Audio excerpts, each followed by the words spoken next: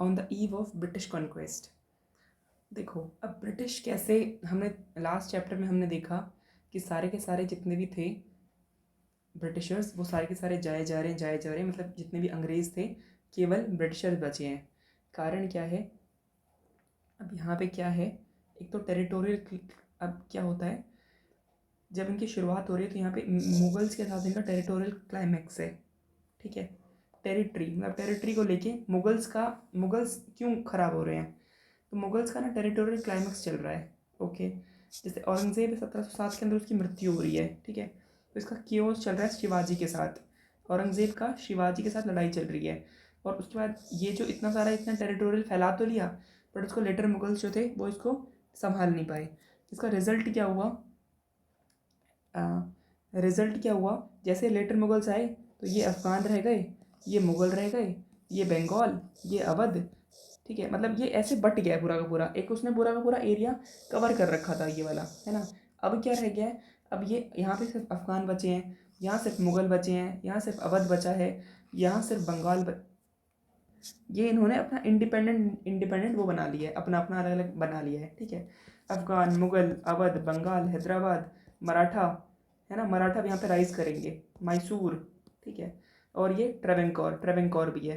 अब क्या होता है, इंडिया 1751 के अंदर इंडिया ऐसी हो चुकी है, सोचो वो 1707 के अंदर तो पूरा के पूरे को छोड़ के गया था इस तरीके से। अब 1751 के अंदर ये पूरी बट उठ के ऐसी हो गई है, पूरी पूरी बट चुकी है, और मुग़ल जो हैं सिर्फ इतने से एरिया के अंदर कन्फाइन हो गए हैं।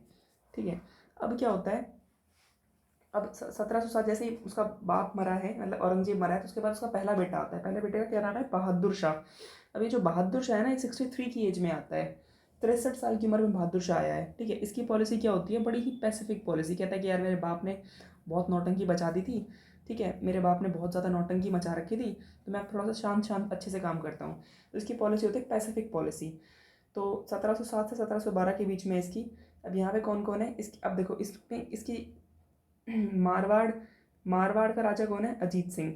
मारवाड़ अजीत सिंह। जीतेगा कौन? जो मारवाड़, वार के अंदर सबको मार मार के आएगा, वॉर के अंदर सबको मार मार के आएगा, वही अजीत बनेगा।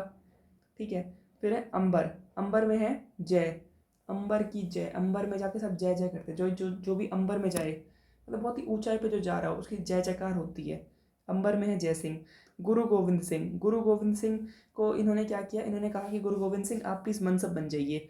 अब गुरु गोविंद सिंह जो है ना वो 10th गुरु हैं। ठीक है, देखो ये दिखाते हैं एक बार।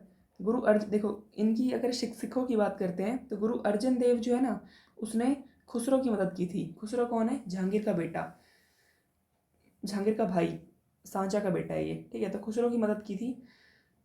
अब औरंगजेब जो है वो है नाइन्थ गुरु है। औरंगजेब जो है वो 9th गुरु है। औरंगजेब ने नाइन्थ गुरु तेज बहादुर को मार दिया था। ठीक है, तो अब आता है हमारा कौन? गुरु गोविंद सिंह। गुरु गोविंद सिंह, ठीक है, गुरु गोविंद सिंह की लड़ाई है यार कि मेरे तेग बहादुर को मार दिया इसने। अर्जन देव को तो जहांगीर ने मार दिया, और गुरु तेग बहादुर, तेज बहादुर है ना, गुरु तेग बहादुर नाम है इसका। तेग तेग बहादुर, देखते देखते तेग, लास्ट में तेग बहादुर को किसने मार दिया? औरंगजेब ने मार दिया। अब गुरु गोविंद सिंह जो है वो खालसा वालसा बना देंगे, इनको गुस्सा वुस्सा आ जाएगा यार ये क्या, मिलिशिया स्टार्ट कर देंगे वो। ठीक है, तो अब क्या होता है, बंदा बहादुर ने, अब वो गुरु गोविंद सिंह तो चलो फिर भी मान जाते हैं, ये कहता है ये कहता है, बहादुर शाह कहता है कि यार बंद करो, मेरा बाप ऐसा ही था। ठीक है, अब आप सही से काम करते हैं, तो गुरु गोविंद सिंह कहता है कि ठीक है, मान लेते हैं आपकी बात। ठीक है, तो गुरु गोविंद सिंह को ये क्या करता है, मनसा दे देता है। ठीक बात है, ओके, हो गया इतना। अब इतना करते करते फिर ये सब चीज़ें चल रही हैं। अब हम बात करते हैं इस पर, एक एक नाम है खफ़ी खान। तो खफ़ी खान ने ना इसको शाह बेखबर लिखा है। किसको? इसको क्या नाम है, इसको बहादुर शाह को। क्यों? एक तो 63 साल का वैसे है, अभी सोचते कि यार इतनी इतनी बुढ़ापे में मुझे सत्ता मिल गई, मेरे लिए वही काफ़ी है। तो इतना ना बेखबर टाइप में रहता है। ठीक है, अब सोचो ना, एक और ये जो है ना, ये शाहू को रिलीज़ करेगा। शाहू शिवाजी का ग्रैंड सन है ये। ठीक है, ग्रैंड सन है शाहू, उसको भी रिलीज़ कर देगा ये।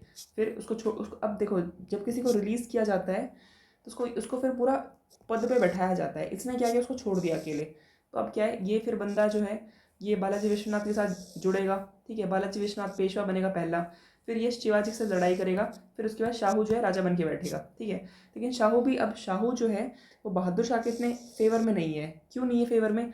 क्योंकि उसने उसको जस्ट छोड़ दिया है। अगर उसकी छोड़ तो दिया बट उसको पोजीशन पे बैठाना चाहिए था, पोजीशन पे नहीं बैठा पाया, तो ऐसे उल्टे पुल्टे काम करे जा रहा है यहाँ पे, ठीक है। अब हम बात करते हैं अब अगला क्या होता है कि अगला आ जाएगा हमारा जहंदर शाह। दूसरा हमारा आ रहा है जहंदर शाह। तो जहंदर शाह जो है वो जुल्फिर खान, जहंदर, ठीक है, जहंदर। देखो ज़्यादा जुल्फा वुल्फा पे ध्यान दोगे ना तो पूरे के पूरे जहाँ में दर दर भटकना पड़ेगा, ठीक है। इसलिए जुल्फा वुल्फा पे ज़्यादा ध्यान ना दिया जाए, वो बढ़िया रहता है। तो इसने क्या किया, फिर इसने जजिया को अबॉलिश कर दिया, ठीक है। इसने कहा कि यार ये थोड़ा सा ना हम रिलीजियस पॉलिसी के अंदर चलते हैं, है ना। जुल्फिर खान जो है, जुल्फी कहता है कि जजिया को अबॉलिश कर देते हैं, जजिया को अबॉलिश कर दिया। और इसने मनसबदार के ऊपर चेक रखने के लिए इसने इजरा सिस्टम चला दिया, मनसबदार के ऊपर चेक रखना स्टार्ट कर दिया और इसने इजारा सिस्टम चला दिया। इजारा सिस्टम के अंदर क्या होता है, जैसे कि इसमें क्या होता है कि इसमें लैंड के ऊपर ना बिडिंग होती है कि कौन कितना कमा के देगा मुझे। जैसे कि मैं बोल देती कि भाई मैं आपको 2 लाख रुपए कमा के दूंगी, तो बोलते हैं कि अच्छा, और बाकी लोग कम बोल रहे तो बोले कि ठीक है तू ले ले इसको, ठीक है। फिर मैं क्या करूँगी, मैं 2 लाख रुपए तो भाई मेरे को पता है कि मेरे को राजा को देने हैं, तो मैं 3-4 लाख अपने लिए भी कमाऊंगी। तो असल में पिसेगा कौन, ये फार्मर पिसेगा इसमें पूरी तरीके से। तो लास्ट में क्या होता है, फार्मर की मतलब अच्छी तरीके से पिसते हैं इस चीज़ के अंदर, ठीक बात है। तो इजरा सिस्टम किसने चलाया था, इजरा, है ना, इजारा, इशारा। इशारा किससे करते हैं, जुल्फों से इशारा करते हो, राइट। तो जुल्फों से इशारा होता है ना, जुल्फों से भी तो लोग इशारा कर देते हैं। तो ये इजरा सिस्टम, इशारा, जुल्फिर खान, और फिर वहाँ पे जहान के दर दर भटकते रहते हैं क्योंकि बेफालतू की चीज़ें होती हैं, ठीक है। अब नेक्स्ट हमारा आता है फर्रुखशियर। तो फर्रुखशियर जो है, ये जो फर्रुखशियर है ना, ये बनाया है हमारा सैयद ब्रदर की मदद से। सैयद ब्रदर कौन कौन है, अब्दुल्ला है और हुसैन अली है। अब्दुल्ला और हुसैन अली, इनकी मदद से बना था, ठीक है। तो ये क्या करता है, ये अब ये क्या है कि फर्रुखशियर जो है सैयद ब्रदर की मदद से बना है। फरुख, देखो फारूक और सैयद दोनों मुसलमानी नाम लग रहे हैं, है ना। फारूक और सैयद, फारूक सैयद, शायद उसका रुख अब बदल गया है, ठीक है, शायद उसका रुख अब बदल गया है। फारूक सैयद ब्रदर, इसमें अब्दुल्ला और हुसैन अली, इसके दो दो लोग हैं, ये अब्दुल्ला नाम है और हुसैन अली है। अब्दुल्ला जो है ना वो है मीर बख्शी, ठीक है। अब्दुल्ला जो है वो बनता है वजीर और हुसैन बनता है मीर बख्शी, ठीक है। अब्दुल्ला क्या बनता है, अब्दुल्ला, वजीर, दुल्हा की क्या होती है, वाह होती है, वाह वाह वाह वाह वाह वाह, तो वजीर। और हुसैन क्या बन गया हमारा, मीर बख्शी। तो इसने क्या किया, इसने भी फिर वही जजिया को अबॉलिश कर दिया, पिलग्रिमेज टैक्स को अबॉलिश कर दिया है, ठीक है। सबसे बड़ी बात ये पता है क्या करता है, ये जो है ना फरुख सीयर, रुख बदल दिया पूरा का पूरा। कैसे रुख बदल दिया, इसने ब्रिटिशर्स को फरमान दे दिया, ठीक है। ब्रिटिशर्स को इसने क्या कर दिया, फरमान दे दिया। अब ये क्या करता है, ये सब चीज़ें कर रहा है इसने ये कहा कि यार आप एक काम करो, ये फर्रुखशियर सोचता है यार मेरा तो अच्छा रुख बदला हुआ है, ठीक है। ये जो सैयद ब्रदर है ना, यही सारा का सारा काम करते रहते हैं। तो इसने कहा कि साहब आप एक काम करो, दोनों के दोनों आप एक काम करो, आप ना वहाँ चले जाओ, नीचे डेक्कन के अंदर चले जाओ। तो डेक्कन के अंदर ये लोग सोचते हैं अच्छा डेक्कन के अंदर हमें भेज रहा है, तो ये क्या करते हैं ना, ये बालाजी विश्वनाथ के साथ मिलके इसी को उड़ा देते हैं, फर्रुखशियर को। तो पहली बार ऐसा होता है, पहली बार कि किसी उसको मतलब एक किंग को मार दिया जाए, तो ये फर्रुखशियर को मार देते हैं, ठीक है। पहली बार फर्रुखशियर मरता है यहाँ पे, ठीक है।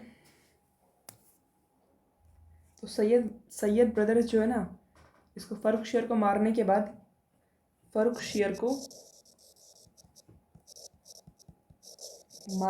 किसको बैठाते हैं, ये बैठाते हैं रफ़ीउद्दौला को।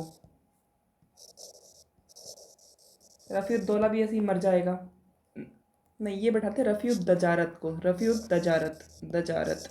रफ़ीउद्दजारत जो है ये नशा वशा करता है, ये मर जाएगा।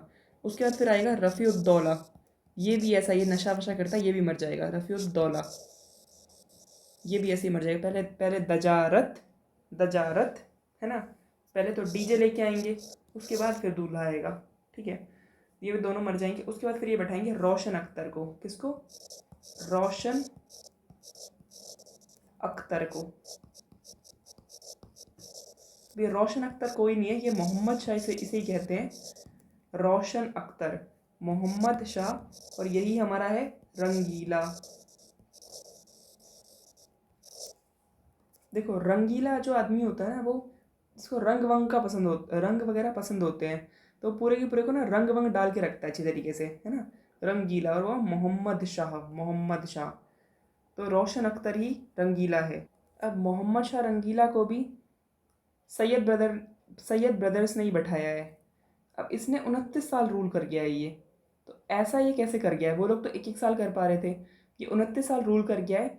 इसने किया क्या है, इसने एक तो उर्दू ख्याल म्यूज़िक इसके टाइम पे चले हैं, अब ये सब चीज़ें करवा रहा, रंगीला आदमी है, ठीक है। ये करता क्या है, ये क्या करेगा ना, ये चलता कैसे ना, ये निज़ामुल मुल्क और सादत खान, इन दोनों के साथ मिलके, ये तीनों के तीनों मिलके ना, ये मार देंगे सैयद ब्रदर्स को मार देंगे। अब ये निज़ामुल मुल्क है कौन? तो निज़ामुल मुल्क जो है ना, इसके बारे में अगर हम बात करते हैं,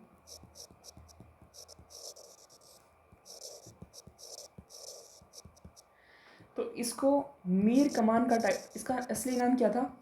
मीर कमान।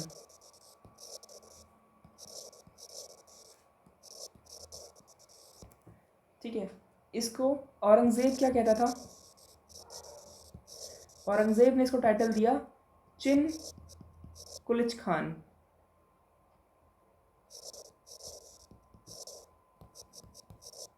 ठीक है, इसको ये जो निज़ामुल मुल्क का जो टाइटल मिला है ना इसको, ये पता है किसने दिया है? ये दिया है इसको फ़र्रुखशियर ने। अब होगा क्या कि ये क्या करेगा, ये सीधा का सीधा निज़ामुल मुल्क जो है नीचे जाके ये क्या कर देगा, ये हैदराबाद क्रिएट करेगा, क्रिएट हैदराबाद।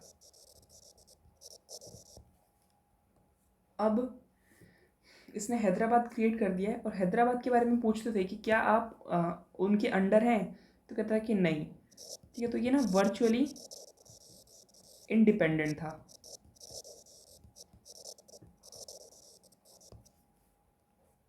तो अब क्या हुआ, जैसे जैसे इसने हैदराबाद क्रिएट किया ना, तो हैदराबाद क्रिएट करते ही इसको बोला गया कि आप जाओ और जाके चेक करो। मुबरेज़ खान को भेजा गया, मुबरेज़ खान। तो मुबरेज़ खान, अब निज़ामुल मुल्क ने मुबरेज़ खान को मार दिया। किसने मार दिया? बैटल ऑफ सकरखेड़ा के अंदर। अब मार दिया है ये, तो अब क्या होता है, इसको निज़ामुल मुल्क को ही एक टाइटल दिया जाता है, मतलब ये मीर कमान के सारे टाइटल हैं। ये मीर कमान का क्या क्या क्या टाइटल हो गया, निज़ामुल मुल्क हो गया, औरंगज़ेब के द्वारा हो गया चिन कुलिच खान हो गया, फ़र्रुखशियर ने दिया था इसको निज़ामुल मुल्क। ठीक है, अब इसको ये रंगीला, मोहम्मद शाह रंगीला, इसको टाइटल देगा, क्या देगा? अशफ ज़ा।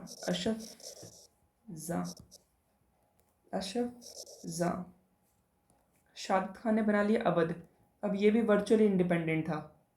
ठीक है, ये भी मतलब हाँ मैं मुग़ल के, हाँ इंडिपेंडेंट ही था, ये वर्चुअली इंडिपेंडेंट था, डायरेक्टली नहीं बोल रहे, इनडायरेक्टली बोल रहे मराठा। एंड नाउ अब यही जो एरा, यहाँ पे क्या हो रहा है, निज़ामुल मुल्क जो है वो हैदराबाद बना रहा है, शाहिद खान जो है वो अवध बना रहा है, मुर्शिद कुली खान जो है वो बंगाल बना रहा है। यहीं पे ही बाजीराव का एरा है ये। ठीक है, तो बाजीराव जो है वो यहीं पे ही, फिर मराठा जो है वो यहीं पे इस टाइम पे मराठा राइज करेंगे। ठीक है, ये मुर्शिद कुली खान से लड़ाई करेगा। ठीक है, फॉट करेगा किसके साथ? बंगाल के साथ, है ना, अवध के साथ, सबके साथ लड़ेगा ये। अब राजपूत भी खुल रहे हैं, ठीक है, वो भी वर्चुअली इंडिपेंडेंट होते जा रहे हैं। तो अब इधर की बात कर रहे हैं, ये एरिया गया, अवध गया, ठीक है, ये बाजीराव यहाँ पे फैले जा रहा है, बंगाल गया, हैदराबाद गया, नीचे वाले एरिया, अब जब वो दिल्ली वाले ये नहीं संभाल पाए, तो वो नीचे वाले एरिया को क्या ही संभालेंगे? मैसूर है और नीचे ट्रेवंकोर है, सारे के सारे एरिया बर्बाद होते जा रहे हैं। इसी पीरियड में नादिर शाह भी यहीं पे अटैक कर रहा है, इसी पीरियड के अंदर नादिर शाह भी अटैक कर रहा है।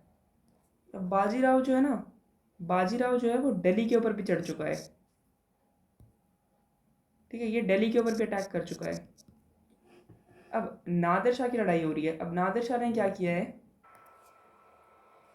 अब क्या हुआ है कि लड़ाई होती है, नादिर शाह ने एकदम से अटैक किया, नादिर शाह ने अटैक किया तो ये जो है ना, ये निज़ाम उल मुल्क और शादत खान ये लड़ रहे थे इसकी ओर से, रंगीला की ओर से, बट ये फिर बाद में इसकी नादिर शाह की हेल्प करते हैं और कहते हैं कि ना आप ना दिल्ली पे चलो।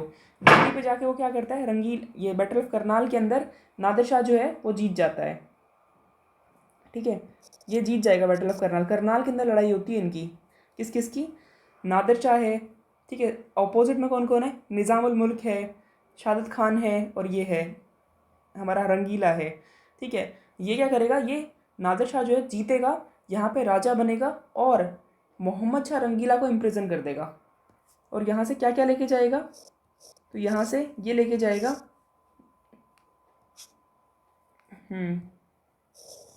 यहाँ से ये पीकॉक थ्रोन अब लेके जाएगा, बाद एम्परर बन गया है, पीकॉक थ्रोन लेके जाएगा, 70 करोड़ रुपए लेके जाएगा, और कोहिनूर भी इस टाइम पे लेके जाएगा। ये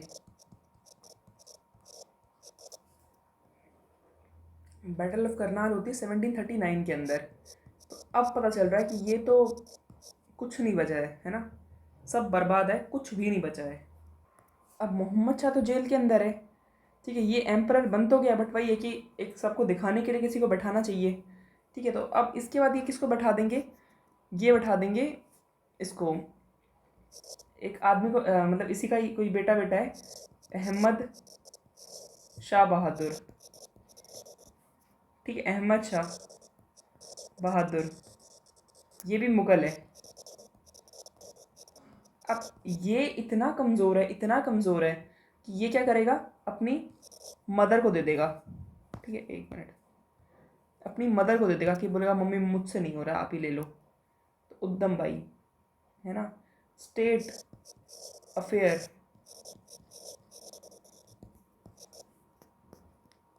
इन हैंड ऑफ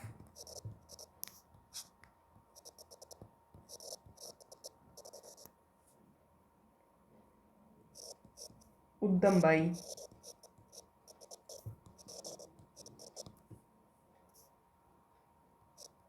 कौन है ये, मदर है, इसको नहीं आता। अब उद्दम बाई ने क्या किया, इसने दे दिया है जावेद खान को।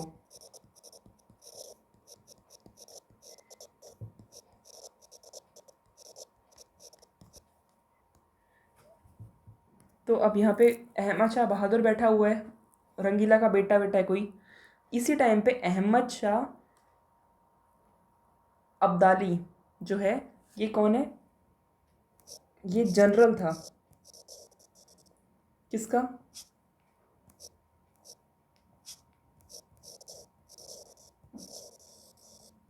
ऑफ नादिर शाह, ये अटैक करने लग जाएगा। तो क्या ये अहमद शाह बहादुर कुछ कर पाएगा, कुछ नहीं कर पाएगा। अब क्या होता है, अब यहाँ पे राजा कौन आ गया है हमारा, 1754 का टाइम है, 1754 का टाइम है, 54 से 59 के बीच में। यहाँ राजा बैठा हुआ है कौन, आलमगीर टू। टू क्यों, पहला जो था वो औरंगजेब था, ये आलमगीर टू है, ठीक है। इस टाइम पे क्या होता है कि अहमद शाह अब्दाली जो है ये दोबारा अटैक करेगा, ठीक है, यहाँ पे दोबारा अटैक करेगा, और यहाँ पे ये नजीब उद्दौला को बैठा देगा, नजीब उद्दौला, नजीब उद्दौला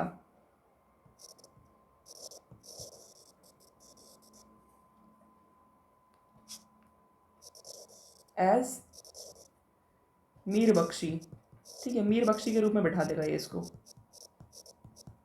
और इसी के टाइम पे क्या होता है, आलमगीर टू के टाइम पे क्या होती है, टाइम देख के ऐसा है, 1757 के अंदर बैटल ऑफ प्लासी इसी के टाइम पे हो रही है। अब हमारा कौन आएगा, अब हमारा आ जाएगा 59 से, अब हमारा आ जाएगा शाह आलम। कौन आएगा, शाह आलम। तो शाह आलम के टाइम पे क्या क्या इम्पोर्टेंट है, इसके टाइम पे होगी बैटल ऑफ पानीपत। कौन सी? थर्ड वाली। किस किस के बीच में होती है ये? तो ये होती है अब्दाली और मराठा के बीच में। 1764 के अंदर, ये 1761 में हुआ है, ठीक है। अब क्या होगा? Battle of Buxar. बक्सर की बैटल कब हुई है? 1764 के अंदर। तो यहाँ पे इतनी बुरी कंडीशन हुई है कि अब के शाह आलम को कह रहे हैं कि आप एक काम करो, अपना पेंशन लिया करो, हम आपको ज़्यादा पैसे वैसे नहीं देंगे, हम आपको रिवेन्यू विवेन्यू कुछ नहीं देने वाले, अब आप पेंशन लिया करो।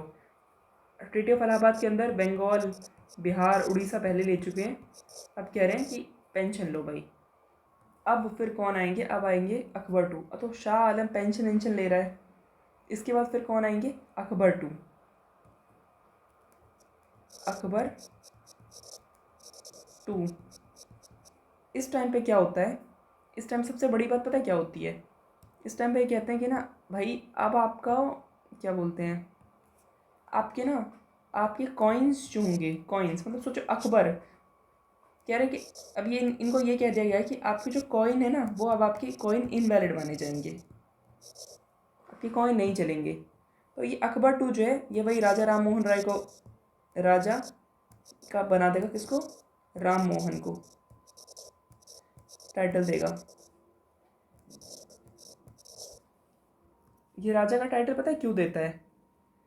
ये देता है कि आप जाओ और ना मेरी पेंशन बढ़वा दो, ठीक है, मेरी पेंशन बढ़वा दो, ठीक है, और आप इंग्लैंड चले जाओ। इनका कॉइन और इनका टाइटल दोनों ही इनवैलिड हो गए। मोहम्मद शाह जो है ना, ये कथक भी करता है, कथक, ठीक है। तो अभी ये पेंशन वेंशन बढ़वा रहा है अकबर टू। एक अकबर वो था और एक अकबर क्या कर रहा है? पेंशन बढ़वा रहा है बैठ के। तो यहाँ पे कौन आ जाएगा फिर? बहादुर शाह जफ़र आएगा लास्ट। बहादुर शाह जफ़र जो है, ये 1857 में रिवॉल्ट का फेज़ बनते हैं। इनको इंग्लिश कैप्चर कर दिया और इनको रंगून भेज देती है। ये जो अहमद शाह अब्दाली है ना, इसको पंजाब भी मिल गया था। मतलब ये जो था ना, ये लोग इसको कह रहे थे कि आप प्लीज़, आप एक काम करो, पंजाब का कोई पीस जो है वो खरीद लो। ये अब बात ये आती है कि थर्ड बैटल ऑफ पानीपत हो तो गई है, बट ये हुई क्यों है ना। मेन बात तो ये आती है यार, चलो ये वाई दिस हैज़ हैपेंड, क्यों हुई है ये? तो हुआ ये है कि रघुनाथ राव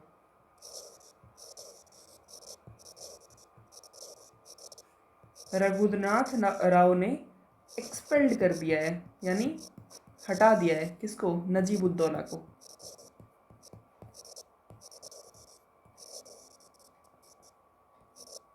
इसलिए कारण बना है। सबसे एक famous question, why Panipat? Panipat में ही क्यों युद्ध हुए? देखो है बात क्या है कि, ठीक है, यहाँ पे है, ये हमारी सुलेमान हिल्स हैं, सुलेमान हिल है ये हमारी।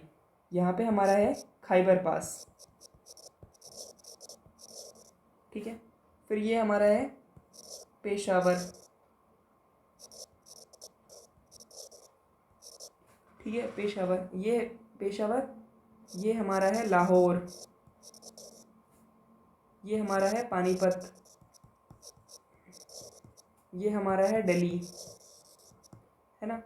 इस देखो, अब अगर कोई स्ट्रॉन्ग राजा होगा तो वो खैबर, मतलब यहाँ पे है काबुल, ये यहाँ से निकल के आ रहे हैं। कोई स्ट्रॉन्ग राजा होगा ना तो वो काबुल में ही मार देगा। बट सोचो वो ये क्रॉस कर दिया, ये 1 2 3 4 और ये 5 पे आके मार रहा है। मतलब क्या शो हो रहा है इससे? कि वीक एम्पायर है बहुत ज़्यादा।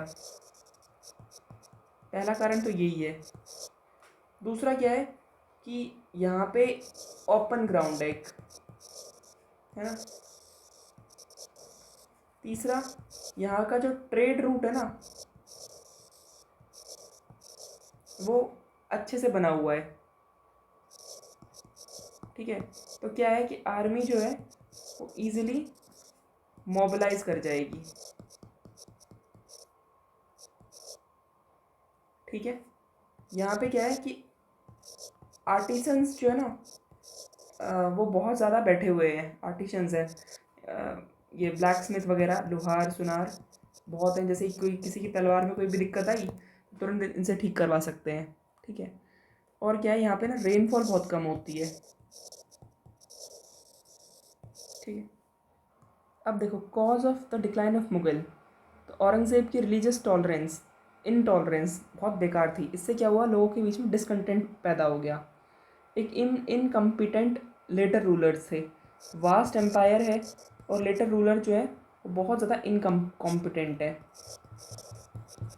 वास्ट एम्पायर और लेटर रूलर जो है वो बहुत ज़्यादा इनकॉम्पिटेंट है। No law of succession, succession की वजह से तो यहाँ पे लड़ाई हो रही है। तो नॉबल सोच रहे हैं यार यहाँ पे सक्सेशन का लॉ तो है नहीं, क्या पता हम ही राजा बन के बैठ जाएँ। नॉबल्स के बीच में फैक्शन हो रहा है due to weak ruler. Economy जो है वो डिक्लाइन होती जा रही है। क्यों? एक तो औरंगज़ेब लड़ाई बहुत ज़्यादा करता था, दूसरा साझा कंस्ट्रक्शन बहुत ज़्यादा करता था, जागीरदारी के अंदर क्राइसिस आ रही है। ये जो एरिया है ना छोटा सा, ये वाला एरिया है, इसको हम लोग बोलते हैं खलीसा लैंड, ठीक है।